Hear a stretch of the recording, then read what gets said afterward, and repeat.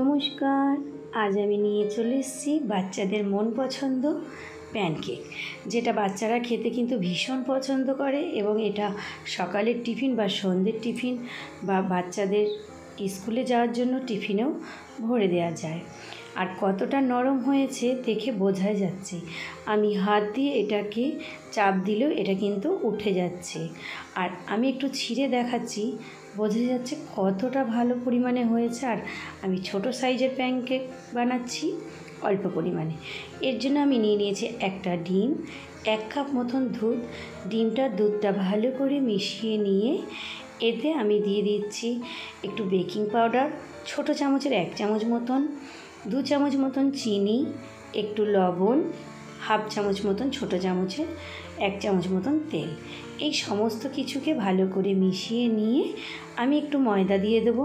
ময়দাটা আমি এখানে ছোট কাপে 1.5 কাপ মতন দিয়েছি।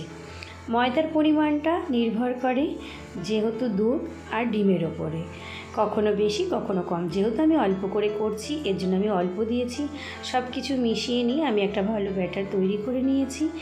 এবার এখানে আমি ছোট চামচের হাফ চামচ মতন ভিনিগার দিয়েছি। ডিমের যে একটা গন্ধ, সেই গন্ধটা চলে যাবে।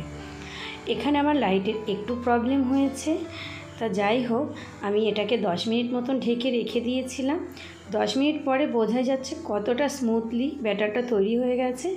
এবার চলুন, আমি একটা তাওয়া নিয়ে নিয়েছি, যেটাতে আমি একটু একটা ব্রাশ করে বাটার লাগিয়ে নিলাম। আপনারা এখানে চাইলে ঘিটাও ব্যবহার করতে পারেন। এবার সব কিছু ছোট ছোট সাইজ করে আমি এখানে দিয়ে দিচ্ছি। আর বাচ্চারা কিন্তু এই প্যানকেকটা খুব আনন্দের সাথেই খায় এবং বড়রাও এটাকে খেতে বেশ পছন্দই করে। তো আমার এক সাইড হয়ে গেছে, আমি আর একটা সাইড উল্টে দিলাম। এদিকেও আমি উল্টে 2 থেকে 3 মিনিটের জন্য রেখে দেব। তা বোঝা যাচ্ছে কতটা নরম। আমি হাত দিয়ে একটু চেক করে দেখলাম, তা আমি আরও একবার উল্টে দিলাম।